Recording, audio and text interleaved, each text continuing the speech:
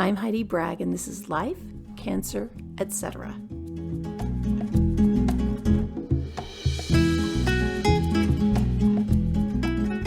My goal with this podcast is to connect you with stories and resources that help you feel happier, more resilient, and less stressed, especially when you're going through hard times.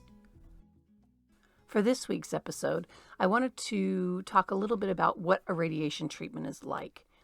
When you're starting cancer treatments, well, in my case, when I was starting cancer treatments, I had, seen a chemo room, those kinds of things, but I had no idea what radiation would be like, except for what I'd seen in, TV shows and movies and what I'd heard secondhand from family members and friends.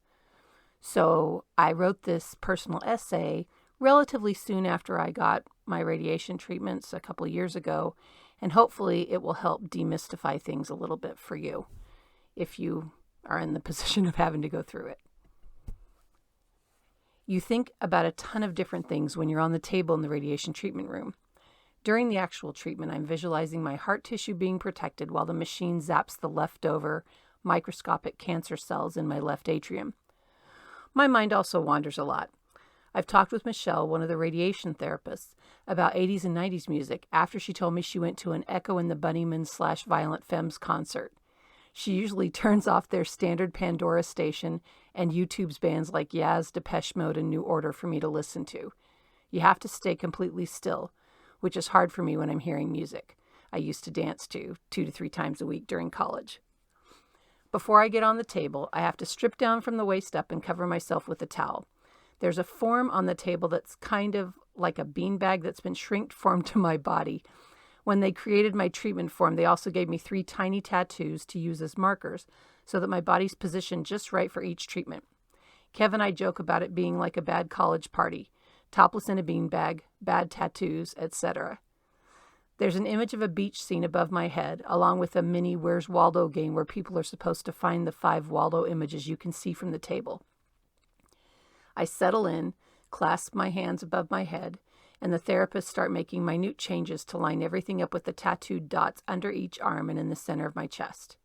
They call out measurements and confirm that this is really me and that my left atrium is the area being treated. The machine is 89.6 millimeters for my center tattoo. I know because they verify it every day. Then the therapists leave the room, close the blast door, and the machine makes 3 complete circles around my body, pausing after each circuit. The first one is a scan. This is so the therapist can adjust the table remotely and make sure my current position lines up with my radiation plan map. The next 2 passes are the actual treatment, and you can tell when they start because of the annoying buzzing sound the machine makes. During the treatment circuits, I try to breathe mostly using my belly because my chest needs to stay as still as possible. It was hard at first, but now that I'm 24 treatments in, it's easier. After the final pass, the machine moves back into start position. The therapists open the door and lower the table. We chit-chat while I get dressed, and I head back to the waiting room to find Kev. He's usually walking around the outdoor courtyard reading a book on his phone. Sometimes we'll see somebody ring the bell to signal that they're done with treatment. When I'm done, I'd rather have a flash mob to Yaz's move out. I mentioned that to Michelle, who chuckled, but I don't have high hopes that will actually happen. It sounds weird to say, but when I'm done with treatments every day, I'll miss the people I've gotten to know in radiation oncology. When you've got nice people helping you in a critical, frightening point in life, you get close quickly and open up in ways you might not with some rando stranger on the street. I'm incredibly grateful that if we have to go through this, we're exactly where we are, working with some amazing people and a first-class cancer center. Okay, and I wrote that in 2018, so I was 3/4 of the way through my treatments. I did 30 treatments every weekday for 6 weeks in a row. And it's the effects from the radiation continue to play out over the next, they say, year to 18 months. And I think it might even be a little bit longer. So for me, the radiation and chemo I did literally saved my life. Sarcoma usually comes back in like 8 to 9 months, and I'm going on 3 years out. And so far, so good, knock wood or plastic. but you still end up with residual effects. For example, there's some scarring in my lungs. And that's why I've been so careful about COVID, is because my lungs already are compromised to a degree. I ride my bike, I take walks, I do all those kinds of things to try and keep things healthy. But I notice, like, if I've laid off for a few days, it's much more evident than it was before I got radiation that my lung tissue is tight, and it takes a while to kind of stretch it back out again. It's a lot harder to breathe when I first start exercising.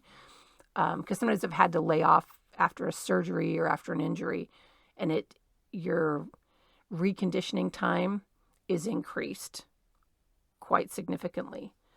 I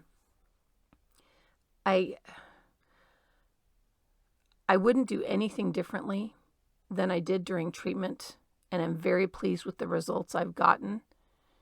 But you do have to look at the side effects you're going to have from these treatments and be aware that you're probably not going to go back to exactly where you were before.